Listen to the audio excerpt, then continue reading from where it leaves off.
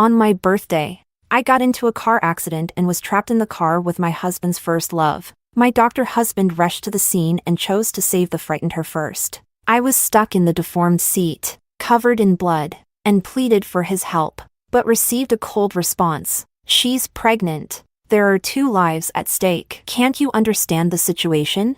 Later, his heroic act of saving her was recorded by a bystander and quickly uploaded online, garnering countless blessings. His friends all treated me as a joke, holding the video to my face with ill intent, taunting, "Margaret, you won't be that petty, right?" Just off the operating table, I clutched the miscarriage notice in my hand and smiled indifferently. No, I won't. After all, this marriage, along with Bruno Liu, is something I don't intend to keep. Let her have it. Chapter 1. The moment the anesthesia wore off, the pain surged like a tidal wave. I lay in the hospital bed, pale and trembling uncontrollably, unable to withstand the searing agony in my chest that felt as if it had been pierced by a sharp weapon. In front of me, a video kept looping on my phone. At the scene of a car accident, a man rescued an injured woman in time. They looked into each other's eyes amidst the fireworks, their passionate gazes blending together. Picturesque and beautiful, the comment section was overwhelmed. A hero saving a beauty brought to life. So sweet! The lingering look in their eyes. Definitely true love. Crying. Handsome man and beautiful woman, they should be locked together with a lock. I'll swallow the key. Everyone praised them as a perfect match. If that hero wasn't my husband, Bruno, and if I wasn't the unconscious one at the scene of the accident, I could have calmly offered my blessings too, self-destructively pulling the progress bar repeatedly. I held back for a long time but still couldn't stop the tears from falling embarrassingly. Today is my birthday. Bruno had promised to celebrate it with me, but Camille just said, "Bruno, my stomach feels a bit uncomfortable," and he turned around to pick her up without a second thought. To rush to the hospital in time, he anxiously stepped on the accelerator, causing an accident halfway. Because of Bruno's timely protection, Camille was only frightened. I, however, crashed into the car door due to his sudden turn and was trapped in the deformed back seat. Unable to move, my lower body suddenly bled profusely, and the sharp pain in my lower abdomen caused me to lose consciousness. When I struggled to call for his help, I received a cold response. "Millie is pregnant. 2 lives. Margaret, can't you be more sensible at a time like this?" Covered in blood, I was thunderstruck. It felt like my head was heavily hammered. Blanking out, through my blurred vision, he ran towards Camille without looking back. I heard him tell her not to panic, that he was there. His tone was gentle, with an imperceptible tremble. He was so afraid Camille might get hurt. Smelling the nauseating gasoline, I completely passed out. Fortunately, I survived, but at a terrible cost. Gently stroking my aching lower abdomen, I smiled self-deprecatingly and turned off the looping video. For a moment, it seemed meaningless, awakened again in the middle of the night by the pain. I couldn't bear it and got up to ask for some painkillers, but I bumped into Bruno in the corridor. Despite it being after work hours, he was still in his white coat, the hem disheveled, and his face weary. I calmly asked him, "Were you with Camille?" Bruno looked at me expressionlessly. "Margaret, I don't have time for your nonsense." He said it so calmly and steadily, without the slightest guilt of lying, but he couldn't hide the strong scent of gardenia all over him. That was Camille's favorite perfume. How intimate must they have been for the scent to cling so stubbornly? Looking at Bruno, I suddenly felt no emotion. "Let's get a divorce, Margaret. What are you making a fuss about this time?" Bruno's face changed. He said impatiently, "Just because I didn't celebrate your birthday?" I didn't answer, but he seemed to assume it, his lips curling into a cold smile. "Millie is having a hard time with the pregnancy now. As a friend, what's wrong with me taking care of her a bit more? You're just petty and overly dramatic. Simply incorrigible." Bruno was about to continue scolding when his phone suddenly rang. His previously stern face softened instantly. No need to guess. It must be Camille. Facing his former first love, Bruno never hesitated to show a bit of tenderness. After hanging up, he hastily threw out a sentence. I've been really busy lately. I'll make up for your birthday another day. Then he turned and left with big strides. Bruno was always like this. Every time he abandoned me for Camille, he would give me a sweet treat afterward to compensate. He couldn't see the pale hospital gown on me. Not a word of concern or worry. Even though I almost died in front of him, there was not a hint of guilt. His mind and eyes were full of Camille. I used to be trapped in a self-deceptive marriage, binding myself in a cocoon. But now, I am truly tired. I raised my hand to wipe away the coldness on my face, and I truly no longer felt sad. Chapter 2. No one would believe it if I said it. It was Bruno who pursued me initially. We met through a blind date, sharing some similar hobbies. Later, after chatting in detail, we discovered that our parents had been friends for many years. So, it was only natural that we stepped into the halls of marriage. I knew he had a first love whom he had been with for 7 years. But we were all adults. I believed he would handle everything well. Yet, I was too naive. Ever since Camille returned to the country pregnant, my life turned upside down. The always calm and self-possessed Bruno completely changed. When I had a high fever, he accompanied Camille to the countryside to watch the stars. On our wedding anniversary, he went to Camille's house to fix the plumbing, leaving me alone in an empty restaurant. If I showed any hint of complaint, it became ugly evidence of jealousy. Although I was his wife, I became a secondary choice. But all the heartache and grievances in the future have nothing to do with me anymore. Before logging out of WeChat, I saw a message from the research director. Once again, she was urging me to go abroad for further study. Actually, she had mentioned this to me as early as 6 months ago. At that time, I had politely declined, because of the long 2 years and because I couldn't bear to leave Bruno.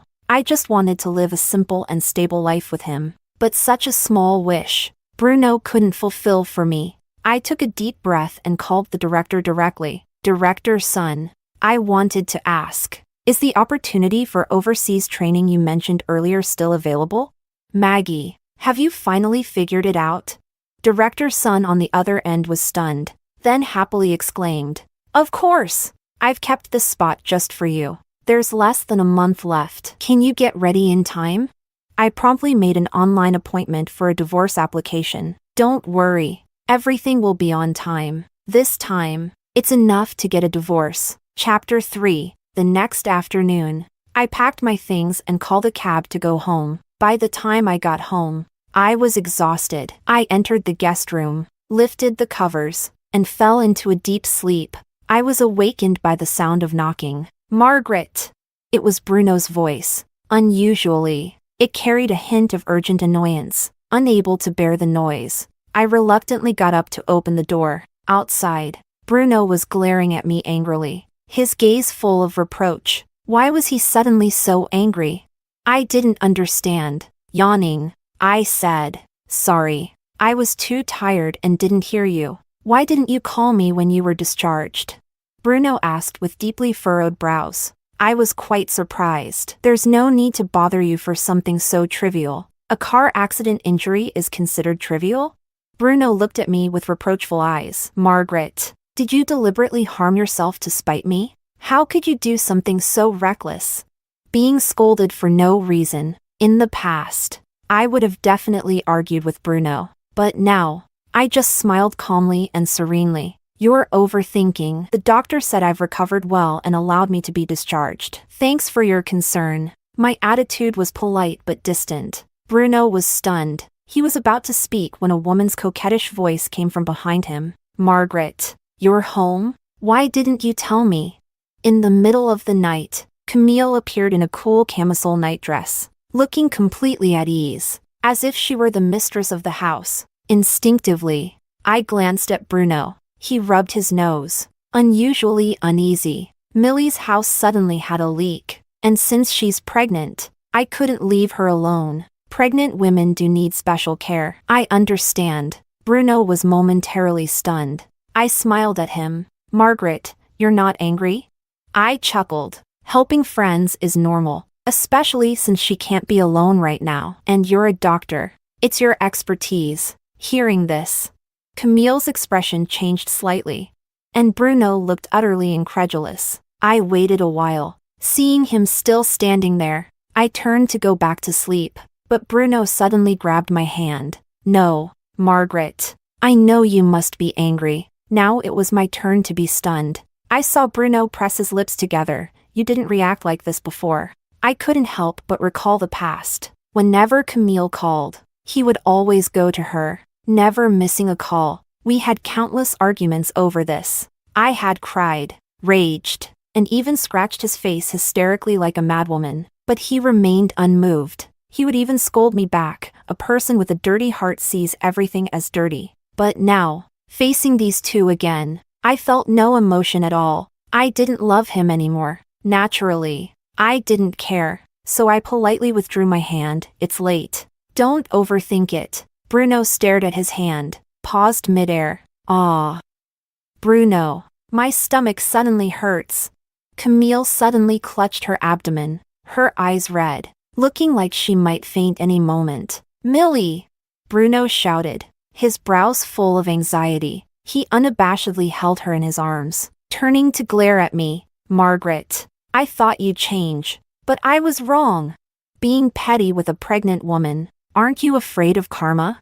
With a loud bang, he left with Camille, slamming the door. Such things had happened many times before, but this time, I felt no waves in my heart. I went downstairs, made myself a late-night snack, ate too much, and couldn't sleep. I lay in bed playing on my phone and accidentally saw Camille's post from 3 minutes ago. At the hospital, she leaned intimately on Bruno's shoulder. Bruno slightly bowed his head, his slender fingers gently stroking her protruding belly. The caption read, "My Bruno will be the best dad in the world." The comment section was buzzing. They were mostly mutual friends of Bruno and Camille. Some even tagged me to provoke me. I looked down at my flat belly, a self-mocking smile on my lips. I lightly tapped the screen and replied, "Congratulations on getting what you wished for." Chapter 4. In the days that followed, Bruno didn't come home. I enjoyed the peace and focused on my recovery. In the meantime, I contacted a lawyer and got a divorce agreement drafted. Before I knew it, it was time for my follow-up appointment at the hospital. I didn't expect to run into Bruno. The moment he saw me, his face turned cold. That post on Millie's WeChat was just a joke. You provoked her, and pregnant women are sensitive. If something happens to her and the baby, can you take responsibility? If something happens to her and the baby, Bruno's words suddenly reminded me. Memories I had tried to forget came rushing back. The car accident, the blood, the unconsciousness, the sympathetic look from the doctor on the operating table, and the form I forced myself to sign for the induced labor. I stood frozen, my heart feeling as if it were being torn apart by giant hands, the pain suffocating. Seeing me remain silent, Bruno assumed I felt guilty and grabbed my hand without further ado. Today, you must apologize to Millie and get her forgiveness. Though I had been resting for several days, the miscarriage caused by the car accident had left me weak and exhausted. Bruno forcibly dragged me into Camille's hospital room. It was crowded with people. As soon as they saw me, their faces showed disdain. These were the same people from the comments section that day. Upon entering the room, Camille casually mentioned she wanted to eat mangoes. Bruno's hands didn't stop moving. He normally didn't like eating fruit, and as a doctor, he was very particular about his hands. I remember once, during my period, I asked him to make me a bowl of brown sugar water, but he coldly refused. Margaret, I'm a doctor. My hands are very precious. Can't you order takeout?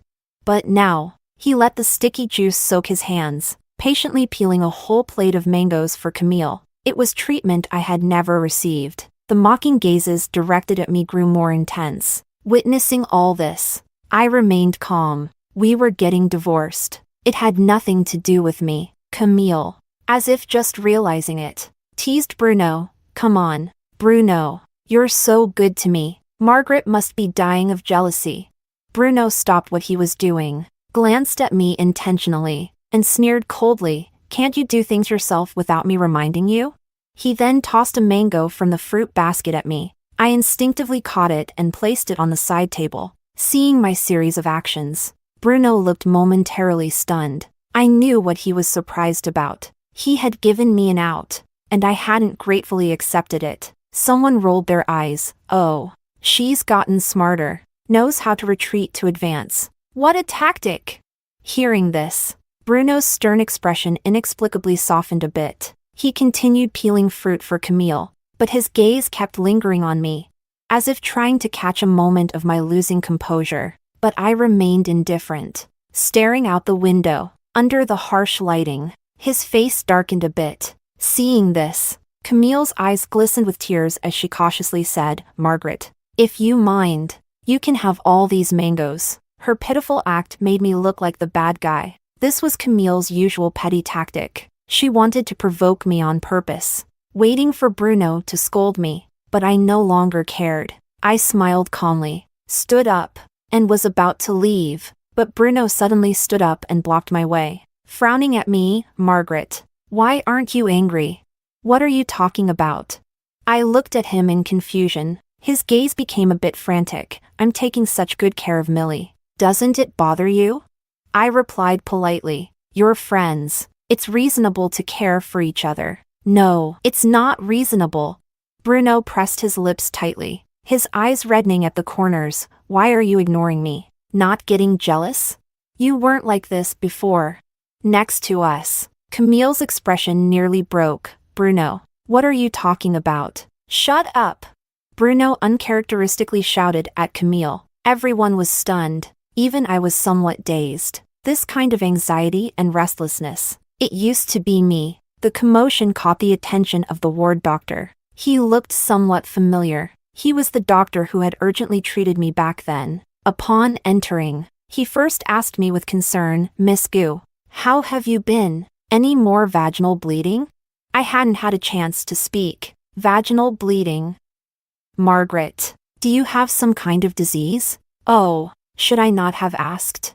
Camille exclaimed in shock. She looked innocent and surprised, but her eyes were filled with malice. It even caught the attention of passers-by outside the door. The gazes directed at me were full of mockery and undisguised humiliation. But the next moment, vaginal bleeding in women, excluding pathological issues, is a normal physiological phenomenon. If you don't understand, just shut up and stop misleading people. The doctor scolded Camille, then turned to look reproachfully at Bruno. "Dr. Lou, your wife just had a miscarriage from a car accident. Her body is weak. How can you lose your temper at her as her husband?"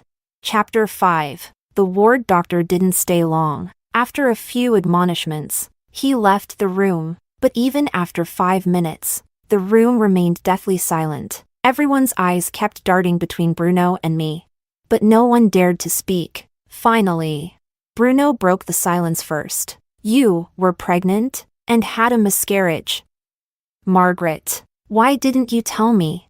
"There was no need. I could handle it myself." Facing his expression of shock and anger, I brushed it off lightly. That little life was gone. There was no point in saying more. Seeing my indifferent expression, Bruno suddenly got angry. "Margaret, that was my child too. How can you say it was unnecessary?" His voice was hoarse, his face filled with disbelief, meeting his red-rimmed eyes. I sneered. "Are those crocodile tears?" I hadn't intended to mention the child. Our marriage was beyond saving, and a child wouldn't change that. I didn't want to disturb the child's peace or let them become a topic in a failed relationship. "But Bruno, you brought this on yourself. I don't mind cutting you with words, letting you taste the pain I felt. When the car accident happened, you were there. I was lying in a pool of blood, my knees full of glass shards, begging you to save me." "Bruno, what were you doing?" Seeing Bruno's trembling eyes, I smiled lightly. "Oh, I remember. You saved Camille, who was unscathed and only a little frightened. You made your choice, so why blame me? Besides, taking a step back, Camille is pregnant. As long as you're willing, having more people call you dad wouldn't be a loss, right?" Bruno was speechless, his body trembling, his fists clenched tightly. At that moment, Camille suddenly exclaimed, "Margaret, I didn't expect you to go through something like this. As a mother myself, I know how painful it is to lose a child. You must be very sad about your miscarriage." She gently stroked her protruding belly, a seemingly sympathetic expression hiding a clear smile. As compensation, why don't you become the godmother of my baby? Bruno cares so much about this baby. Whenever I feel uncomfortable, he gets extremely worried. If you treat this child as your own, it might ease your pain of losing yours.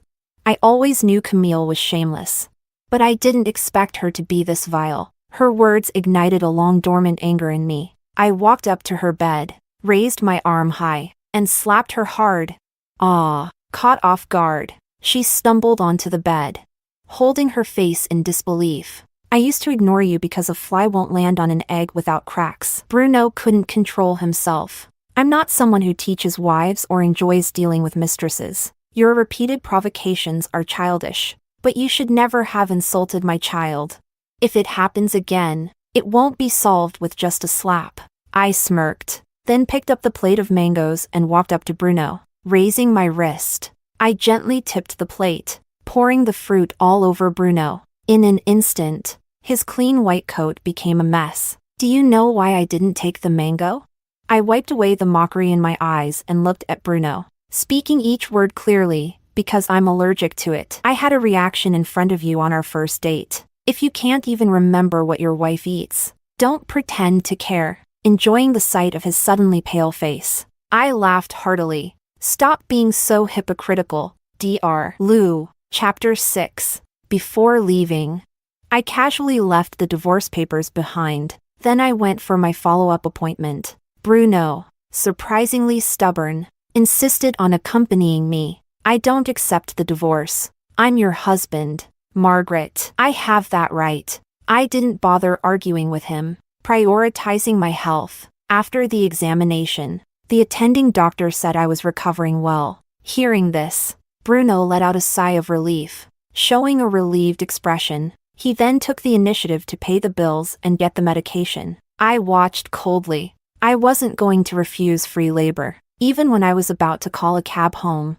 He insisted on driving me. Margaret, given your condition, I'm worried. He glanced at me cautiously, as if I were a fragile porcelain doll needing careful handling. Before I could respond, an elderly lady passing by suddenly called out to him, Dr. Lou, it really is you. Dr. Lou. Seeing Bruno's surprised look, she smiled even more warmly. Don't you remember me? I was your patient when your wife was pregnant and hospitalized. I was in the bed next to hers. Oh my, I've never seen a man as wonderful as you, Dr. Lou. Despite your busy schedule, you always found time to be with your wife, serving her tea, massaging her cramping legs. It made me so envious. I hope my daughter finds a husband as caring as you when she gets married. The lady rambled on. Bruno was initially stunned, then looked at me in panic. His face was full of fear and anxiety. I listened calmly, feeling the weight of Bruno's meticulous care for Camille. After chatting for a good 5 minutes, the lady finally noticed me standing there. Oh, is this one of your patients, Dr. Lou? Oh, I'm so sorry for holding you up. I smiled but said nothing, not wanting to be associated with Bruno. We would soon be strangers after the divorce, but for some inexplicable reason, Bruno grabbed my hand, telling the lady earnestly, No, this is my wife. Oh, your wife. Wait, your wife. The lady's face turned from shock to disdain. In no time, her gaze towards Bruno became filled with contempt. She forced a smile, and as she turned to leave, she muttered loud enough for all to hear. Having a wife yet always hanging around a pregnant woman. He looks decent but is worse than a beast. Cheaters like him are everywhere. It's so disgusting. Oh my God. I wished for the wrong thing. My daughter will definitely find a faithful man, not someone like this. Ugh. I couldn't understand Bruno's behavior. Why create trouble for himself? Was he insane? Still, he insisted on driving me home personally. You just had a miscarriage. You need to take good care of your body, or you'll suffer long-term effects. Seeing his serious attitude, I nonchalantly agreed. Whatever. A free driver is a free driver. Bruno told me to wait at the hospital entrance while he fetched the car from the parking lot. Before leaving, he tightly gripped my hand. Wait for me 5 minutes, okay? His usually cold eyes held a hint of pleading. I agreed, But after 10 minutes of waiting, there was still no sign of Bruno or his car. I glanced down, opened the ride-hailing app on my phone. 15 minutes later, I was safely home. As I sipped a warm cup of milk, the door opened again. Bruno appeared at the door, looking disheveled. He tightly pressed his lips together and looked at me. Just a little more time. Margaret, why didn't you wait for me? Chapter 7. Why didn't I wait for him? Good question. Flipping through the documents in my hand, I didn't look up. I did wait. You were late and broke your promise, but it was just a little more time. You went to see Camille, didn't you? I cut him off abruptly. Don't bother denying it. There's her lipstick on your collar. The mark was glaringly obvious. A blatant provocation. Camille had set the stage. Not fulfilling her plan would be a shame.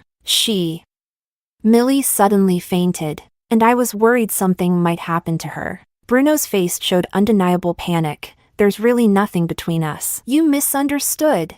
His hoarse voice carried a hint of barely perceptible grievance, as if I had caused him great sorrow, but I was the one truly suffering. I laughed bitterly, feeling an indescribable rage. You feel wronged over such a small thing?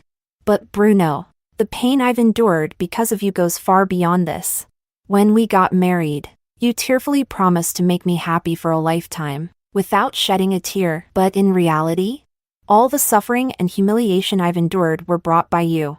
2 months ago, during a heavy rain, you volunteered to pick me up, but halfway there, Camille called, and you left me on the roadside. I walked in the rain for 2 hours, got a bacterial infection, and ended up in the hospital. A month ago, during a business trip, I encountered a local riot. I was so scared. I took the earliest flight, 14 hours to get to you, seeking peace, only to find you hugging Camille, singing her a birthday song. A week ago, I was bleeding profusely, begging you to save me and our baby. I was so desperate. And what did I get in return? You took Camille and got on the ambulance without looking back. Not even a word of concern. If it weren't for the firefighters arriving in time, I would have died in that gasoline-soaked inferno, leaving no chance to hear your petty grievances. Clenching my fists, I couldn't help but shout at Bruno. Tell me, Bruno, what right do you have to complain to me? Bruno stood frozen, his lips trembling, trying to speak but failing to say anything. I took a deep breath, ready to leave, but Bruno suddenly grabbed my wrist. Margaret, I was wrong. I'm a bastard. You can hit me or scold me, but please, don't divorce me. During the car accident, I didn't know you were pregnant. I thought it was just a minor injury. We can have more children in the future. I'll take good care of you. Give me a chance to make it right, please? My response was a slap filled with all my hatred. Bruno, you're a real scumbag. I laughed mockingly, tears streaming down my face. So, even now, you haven't looked at my medical records. If you had, you'd know that I was hemorrhaging badly when you abandoned me. I went into cardiac arrest shortly after getting on the operating table. To save my life, the doctors had to replace almost all my blood and even remove my uterus. And now you hypocritically tell me we can have more children? How am I supposed to have children? With each of my accusatory words, Bruno's expression grew more frantic. By the end, he looked utterly devastated, as pale as a sheet. I scoffed. If you truly feel guilty, remember to sign the divorce papers quickly and give me more money in the settlement. Leaving these words, I couldn't care less about Bruno's reaction. I went upstairs to rest. Chapter 8. But Bruno seemed unwilling to give up. No matter how many times I reminded him, he still refused to sign the divorce papers. He started taking over my daily meals. Every morning, he brought me a bouquet of fresh roses. Wherever I went, he was a shadow I couldn't shake off. After 2 or 3 days of this, I couldn't tolerate it anymore. Bruno, do you think this is meaningful? My expression was cold, my tone filled with annoyance. You're disturbing my life. Are doctors so free these days? Bruno pressed his lips together and gave a bitter smile. I've been suspended from the hospital. Someone wrote an anonymous complaint, accusing Bruno of having inappropriate relationships with patients. Moreover, His favoritism towards Camille at the hospital was exposed, leading to his suspension and investigation. One misstep, and all his years of hard work could be undone. But none of this mattered to me. Facing my calm and unperturbed gaze, Bruno forced a smile. Now, I just want to make it up to you. Sure, I'll give you that chance. Really? Bruno's eyes momentarily lit up with hope. The next second, he fell into despair. Sign the divorce papers. I coldly shattered his illusions. If you won't. After 2 years of separation, I can still file for divorce. I had once been blinded by love, suffering deeply. Now, I was finally clear-headed. No one could stop me from moving forward. Margaret, I know I hurt you deeply before, but I truly realize my mistakes. Can't you give me a chance to make amends? Bruno looked at me helplessly, his eyes full of regret. I stared at him indifferently. Can you give me back my child?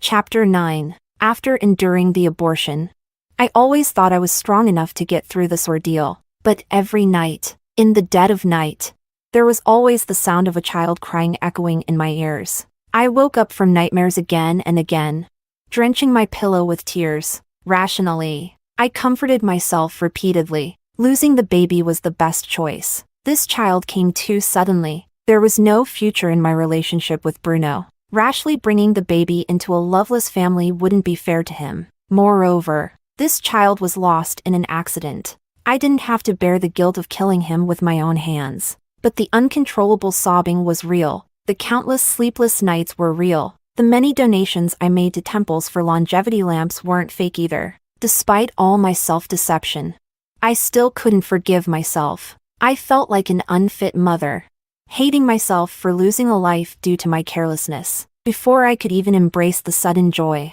I had to taste the pain of separation. I hated myself, and I hated Bruno even more. Countless times, I imagined that if I had been rescued first that day, would the child who was destined to never be mine have safely entered this world? Would he have been a lively, active boy? Or a little girl who looked like me? I don't know, and I'll never have the chance to know. That night, Bruno stood in the living room all night. When I woke up the next morning, I found the floor downstairs littered with cigarette butts, and a divorce agreement with his signature on it. After finalizing the documents, I headed straight to the airport without hesitation, embarking on a future that belonged only to me. Daily training and study kept me incredibly busy. By the time I had settled down completely, half a year had passed. I reconnected with old friends back home and got an unexpected piece of gossip. Margaret, you wouldn't believe how miserable Camille's life is now. After the divorce, to avoid unnecessary trouble, I announced it on social media with the excuse of the feelings have faded. Returning to being friends. There's no need to be too harsh in the adult world. But Camille couldn't resist flaunting and provoking. A busybody dug up the dirt on her and Bruno. Not all friends were as clueless and brainless as their mutual friends. Many were indignant and stood up for me. Suddenly, their reputations were in shambles. And just as Camille was about to give birth, the child's father was finally identified. A wealthy woman came forward, accusing Camille of being a shameless mistress and had people beat her until she miscarried and bled profusely. In her final month of pregnancy, it was touch and go whether she would survive. Even though the doctors saved Camille's life, the baby was gone. She was left with permanent damage, bedridden for life. She didn't even have a chance to seek justice. That wealthy woman was ruthless, using mentally unstable people to attack Camille. A few medical records let them easily escape prison time. As for Bruno, he was caught by the disciplinary committee amidst the chaos and dismissed. No one knows where he's working now. Probably some obscure clinic as an assistant. It's said that his life is even more miserable and humiliating. But none of this matters to me anymore. After hearing the gossip, I stretched and continued to immerse myself in my studies. After that, I heard no more news from homeland.